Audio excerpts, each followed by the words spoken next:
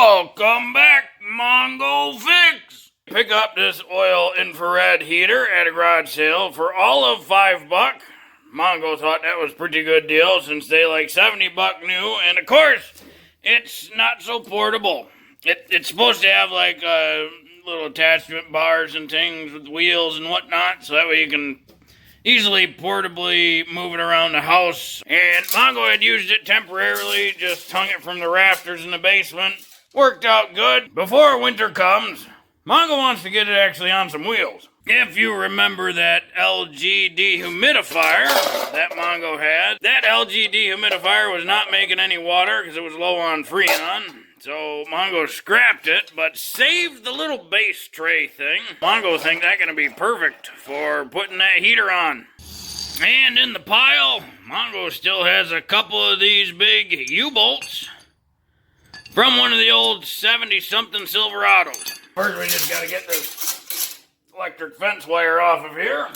Now, in this base tray are these three little bolt rivet things. They're big, huge rivets that are actually also spot welded in the tray. These are the bolts for that compressor that the dehumidifier mounted to. They're going to be in the way, so Mongo's going to just cut them off.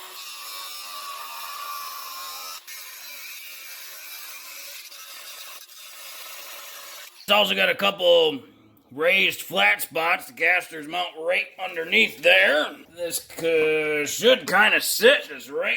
Move it back just a little bit so that way the cord can come on and off real easy. The idea being we'll slide that guy down. So we just got to pick out a couple spots for the holes. And there is that little bubble thing there. So maybe pull her back one. 5/8 drill bit. That looks pretty good to Mongo. Drill, baby, drill.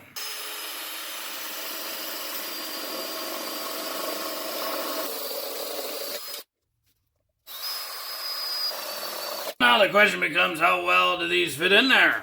Yep, just right in the vise. Crank her down. Just be careful she doesn't fly out of there, because that'll hurt. Bring our heater back over.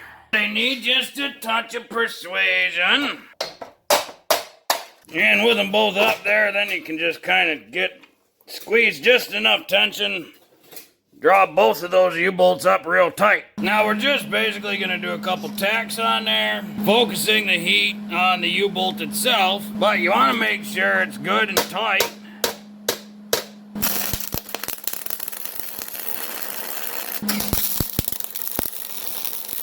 This is a galvanized surface, and don't breathe it.